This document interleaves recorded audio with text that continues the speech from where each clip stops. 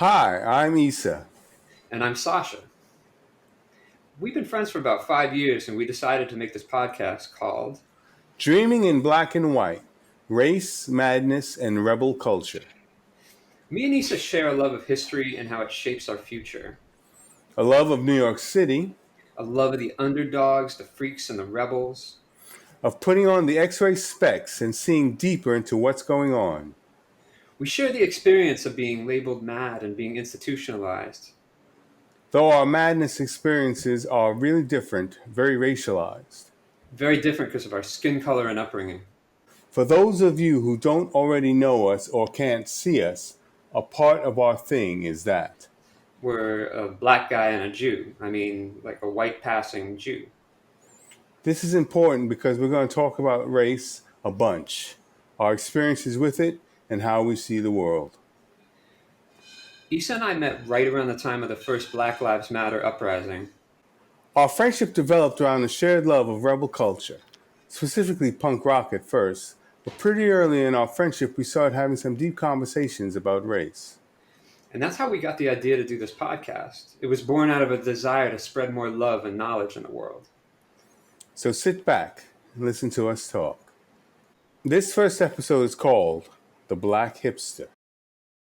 So I'm going to read this quote from the Situationist. So Okay. this is from the Society of the Spectacle. It's like the first line of this manifesto written in the late 1960s in Paris, France. Okay. In societies where modern conditions of production prevail, all of life presents itself as an immense accumulation of spectacles. Everything that was directly lived has moved away into a representation. So that's the first quote. And then I'm going to read the second quote, which is by Audre Lorde from her book Sister Outsider. All right. Institutionalized rejection of difference is an absolute necessity in a profit economy which needs outsiders as surplus people.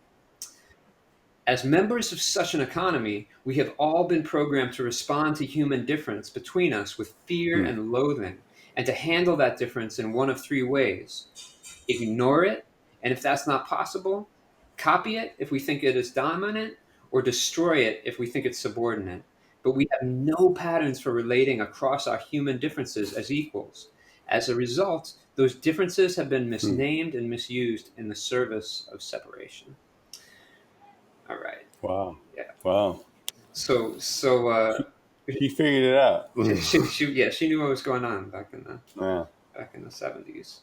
So all right, man. So this is like, I feel like you and I have been having this conversation for a while, but this is the first time that we're actually recording it. And actually, I feel like the good place to start is with the podcast that we did with Jax McNamara like about a month ago, where we were all hanging out. It was like the heat of the summer, we were having this conversation, and you were like Jax and I were interviewing you for So Many Wings, and we were asking where you came from, where you grew up. And one of the things you said that like really struck me was you were like, well, I was raised in Jamaica, Queens, and yeah, I was raised, I'm black and I was raised by black people, but we weren't just black, we were black hipsters. We were like, we were black, we were pot smoking black people. We were in the context, we were talking about Donald Trump and just like the interacting with other people from different parts of Queens or whatever. And you're like, these are the people I came from. So I figured that was a really good starting place to be like, what does that mean? Because I bet you there's a lot of people out there that don't even, when you say like a black hipster, what are you talking about? Yeah, they probably get confused by the Brooklynites who kind of infiltrated sometime in the late 90s, early 2000s. But yeah, the hipster got its birth during the jazz age by Be Bop. And one of the earliest hipsters was Dizzy Gillespie and, the hip-hop language and bebop, the bebop language. And it was a whole movement in black culture that grew out of the Harlem Renaissance, really, in the 20s and 30s, just during the Great Depression, much like what we're going through now. There was a tremendous black renaissance of culture and art and music and style that all moved up to Harlem, exemplified by the Cotton Club, which a lot of the white people in the city who had money would run up to Harlem and get a little dose of culture. Usually the rich ones and the poor ones actually end up falling in with the black hipsters at the time, smoking their pot, hanging out, and admiring what Louis Armstrong kind of described as the black man or the black person's ability to overcome the hardships of racism and poverty through art, through culture, through just being cool, just being themselves, just somehow surviving this American nightmare. And that's been captivating a lot of white teenagers for many years. Although I don't think it's as prevalent nowadays. I don't know. The last we saw of that was during the hip hop era, when a lot of suburban kids were aping and copying the hip hop stances and the hip hop culture. And it's been going on from before hip hop. It was R&B and rock and roll and. But I guess now is the time. I think we were talking a couple of days ago in prepping for this podcast. Now is the time for a rebirth of culture, or how black culture kind of reinvents itself every time it gets co-opted by white people. It has to reinvent itself and go back in within itself and come back out with something even grittier and something even more real and authentic, which I can't imagine anything being more real or authentic after hip hop. So, I mean, look out, people. So what occurs to me is like we're talking about black culture, but then we're in America, so it's like everyone's all mixed up together, and I feel like that particular thing. We are mixed up together, but we are still very separate and segregated. That's one thing I think that we're discovering more and more as people are telling the truth about this country in the last couple of years, with the help of Trump's election and this whole rebirth of American exceptionalism, light, and the reality of America is that we are very segregated. So we're together, but we're very separate. The Mexicans and the brown people, the Latin Americans are very separate from the blacks. The blacks are very separate from the whites. And so, I mean, I have to correct you on that. But keep going with your thought. I didn't mean to step on your thought. But so I guess the thing that comes up for me is like, if we want to, I feel like there's something about white people in this country, like having like been white people have been fascinated by black people, like since the beginning. I mean, another thing we were talking about the other day, was like the origins of mass culture in the U.S. Like the first wave of mass culture, were minstrel shows. Well, and I think that's something. Taking it back around that time, I think maybe I could be wrong, but I think a lot of that fascination would come from the fact that before there was even any pop music, there was Negro spirituals, which was such a powerful, if you think about it, the power and the glory that is channeled through those Negro spirituals. And how can people who were the children and who knew people who owned slaves and would beat those slaves and would breed those slaves and would rape those slaves, and how could those people who were beaten and breeded and raped come up with Negro spirituals, man? It's like, it's a fascination, because it's like, where is this resource coming from? And so for a lot of people felt there was a lot of talk in the late 1800s and 1900s that black people, as regressed as some people thought they were also touched by a certain spiritual thing that couldn't be touched by man, because they were degraded and beaten beyond recognition, and still would come up with this. They had this resource of spiritual strength. The church, they had their church, and they had God, and they had Jesus, and they had, that I think is lost on a lot of the younger generations now, and I fear for black people, because before at least we had that, just to fortify ourselves.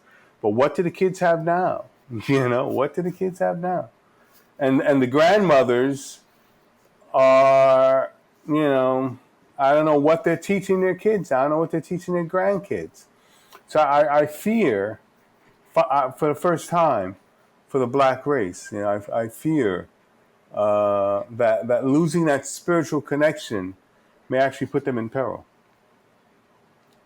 Huh. Huh. Well, let's go back and talk about, because you started off talking about jazz culture Yeah. and bebop, Mm-hmm. Mm-hmm. but I feel like it's probably useful, like for people who might not know about this history, like you know, like the whole country's talking about race now in a way that it was like taboo to be talking about it Right. before. Right. And some, I feel like there's some things from the past that, like, if you look at them, they illuminate. Mm. They illuminate, like, what's going on here. So when we talk a bit about, like, I want to hear from you, because I know you've got a lot of knowledge and your study of history. Like, let's talk about minstrel shows, and let's talk about blackface and where that comes from, because that's a great example of white people mimicking Yes, black yes, people, yes, yes. It's right? before Elvis Presley and the Beatles, like a Right. century beforehand. In the 1840s, there was this guy called Daddy Rice, Dan Big Daddy Rice, who was a Southerner would who saw this. According to legend, I don't know if it's true, but this is how I heard it. He saw this guy, Jim Cuff, a black guy who had a broken foot or a damaged foot, and he was walking in an interesting fashion. And Jim Cuff became Jim Crow. And so he created this Whoa. character, which later became the Jim Crow of what we all know. But he was a character in Big Daddy Rice's minstrel show, and Daddy Rice would paint himself up with burnt cork. He'd burn a cork, which he'd smear on his face to approximate the black skin color, and he'd dress in disused clothing, and he created these characters. Uh, Tambo, a guy who played the tambourine, and it was a whole minstrel show where he'd put on blackface and disparage African Americans, basically the slaves. and As and who was watching these shows, white, who was the this was populace? actually for white people who couldn't afford the opera. So there was opera that was like for really the high tone, high cultured. But for those who weren't that high toned or high cultured, but wanted a good night out and could afford a good night out that was cheaper than the opera, they'd go to the minstrel show, which was just basically your middle class white trash, excuse my language, people who want to have a good night out and have a good laugh. So, like people who go to movies nowadays instead of going to a Broadway show. Right. So it was like the first popular Popular culture culture, in America. exactly, and you'd get a couple of songs, a couple of jokes, a couple of scenery. They do a couple of scenes where they have the Daddy Rice and some of his other compatriots who he hired later would approximate the what white people thought were black people, making them dumb, lazy, shiftless, angry, but also scared. Just every stereotype known to man, and then some not even known to man. I feel like, I was doing some reading on the internet, and a lot of people would go to minstrel shows. I mean, even including like Frederick Douglass. Yes, yes.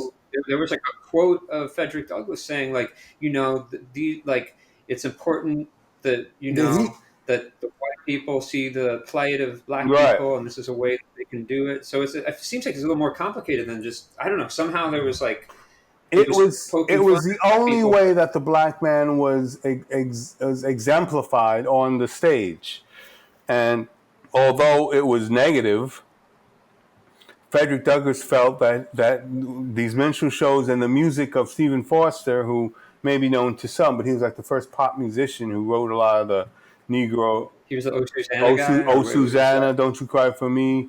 Yeah. Frederick Douglass felt it arose sympathies for the black man and for the Right, black race, so that it made it right. prevalent in their minds. It made people go to a show full of black stereotypes, and in some way or another, it would arise some sort of sympathies, or you know, So we hold, what you were real clear about a moment ago, where you were just like, nah, we're like, actually, like, in America, people aren't actually together or hanging out with each other. They're watching each right, other in shows, they're watching each other on the screen, but they don't necessarily know each right, other. right, and that's a 19th century example of that, where Right. white people would go to the theater and watch black people on stage, or what they thought were black people, and get a dose of black life, so they'd know what their slaves were thinking and feeling, and of course the songs all dealt with like going back to the old plantation and how master's going to take care of me, and so maybe made them feel better about themselves. I don't know. Maybe it's a way of making them feel Wow. better about themselves.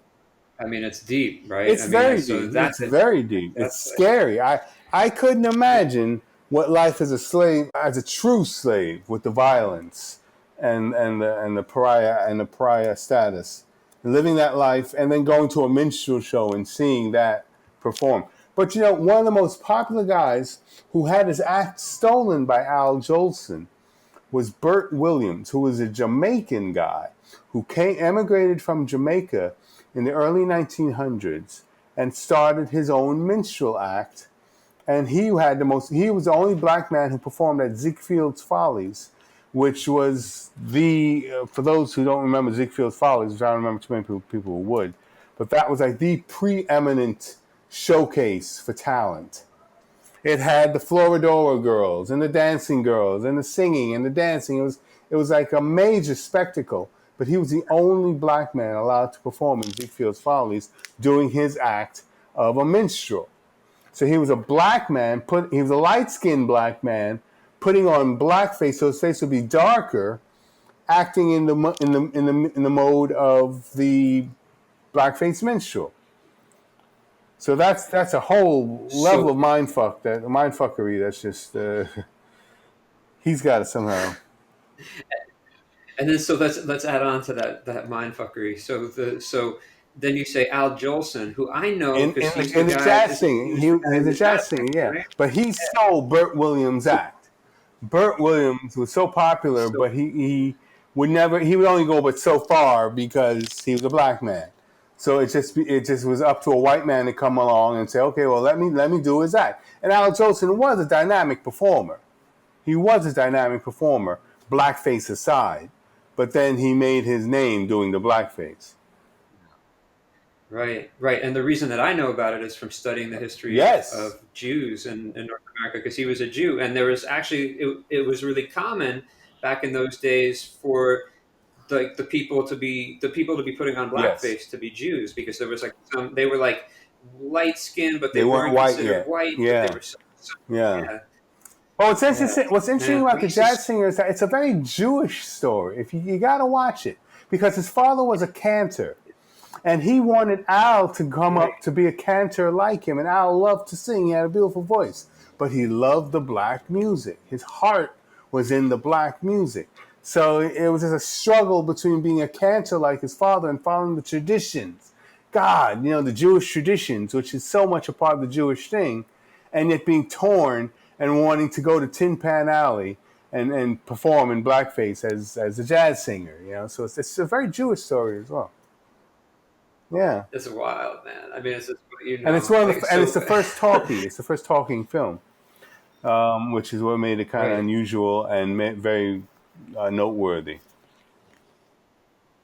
I think that part of what ends up happening is that we're born in whatever time we're born in, and then if we don't learn our history, Hmm. we just don't have a sense of where we come from, or like, like all the white people now who who are like, "Oh, this country isn't racist," or like you're blowing things out of proportion or Wow. whatever, and it's like just it's to do is kind Yeah. of look, Well, like I mean, but we're it's here, not their you fault know. because this may sound, I may be dipping into my paranoid schizophrenic bag right now, but I really firmly do believe that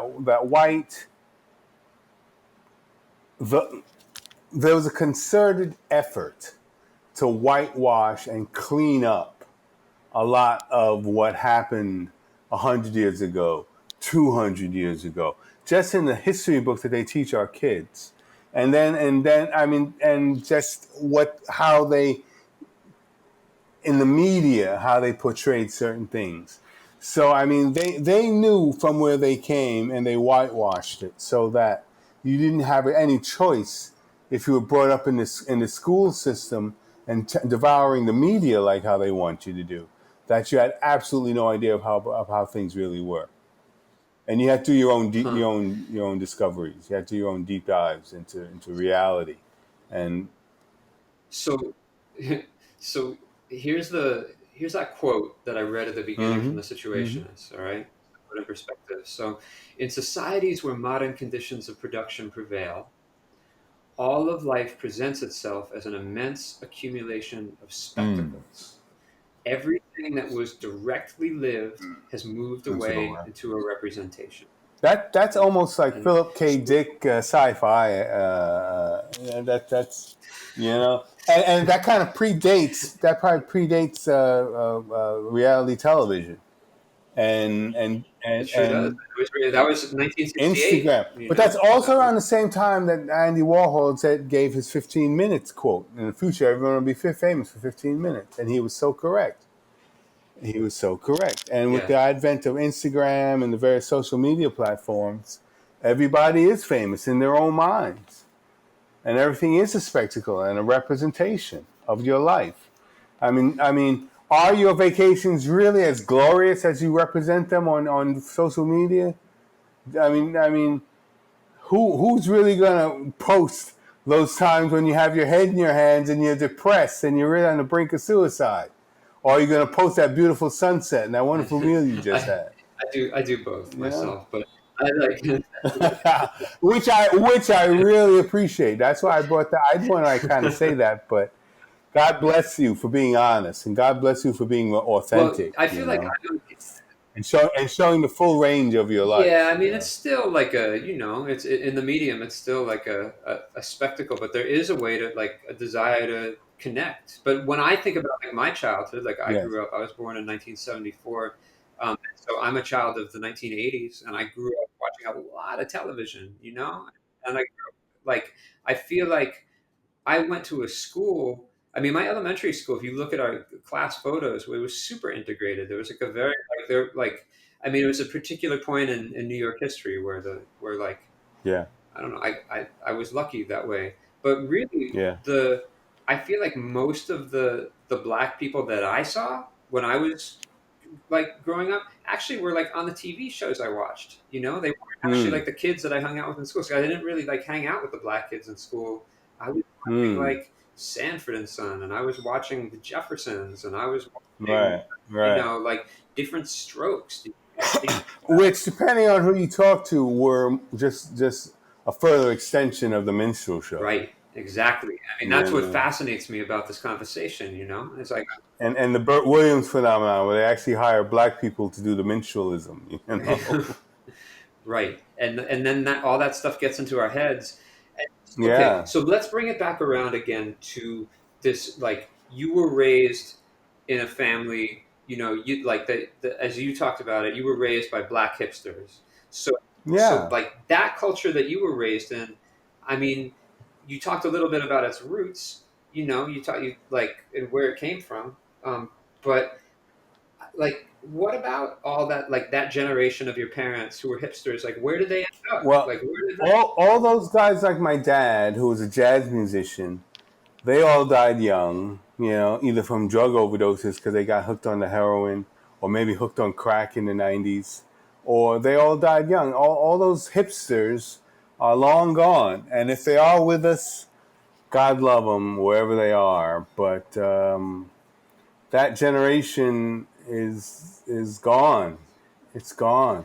And their children now, who are of my age and a little bit older, like my older brothers and my age, like in their late 50s and early 60s, they're barely hanging on. They all ended up in jail in the 90s, because of crack or some sort of drug offense. Even if it wasn't crack, it was marijuana. And the marijuana laws were so tough that you end up doing 8, 9, 10 years for marijuana possession, And that's the best years of your life. And then you come out 10, 12, 15 years later to a world that you don't recognize and no opportunities because you have a felony and you can't vote and you can't get a job. So those guys are all squeegee men, Those are the guys who people get annoyed at when they get to a red light and someone comes up to your car and wants to wipe your windshield for a couple of bucks. Or we'll call a bit of change with a dirty rag. I feel like those squeegee men are long gone, man. I don't know if they're still out there. I don't. Maybe they got rid of the squeegee. I don't know what happened to the squeegee man. The guys who at least would try to earn a living somehow. Yeah. Who knows what they're trying to do out there now? And I feel kind of embarrassed. I don't know, because I've inured myself and cushioned myself in my Jackson Heights fortress with my girlfriend, and I barely go out. Thanks to the virus, and also thanks to the fact that it's a very dire time economically, and crime is up, and there's a lot of homeless people, a lot of people who are desperate, and those that even may not have any money might fall prey to someone looking for something, anything, because they have less than you. So it's a very tough time.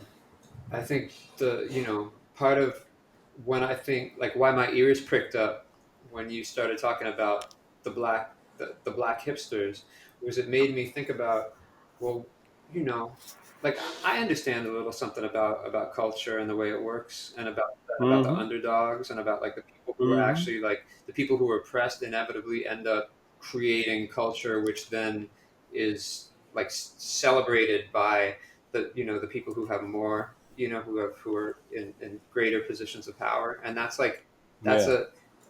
just a thing that you see throughout history, and when you talk about like black hipsters and like that world, it makes me think about in the modern day, like you said it right at the beginning of the podcast, like in the 90s and the 2000s, like the word hipster, I think if you were to ask most people, young people, right. What is a hipster?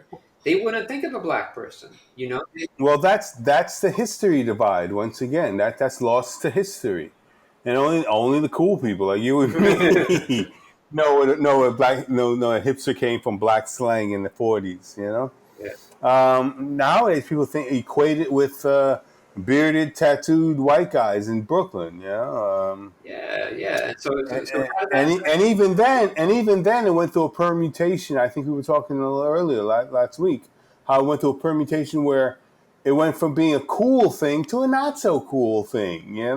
Yeah. Like to be a hipster now is like a very uncool thing. It's almost like the meaning reversed itself.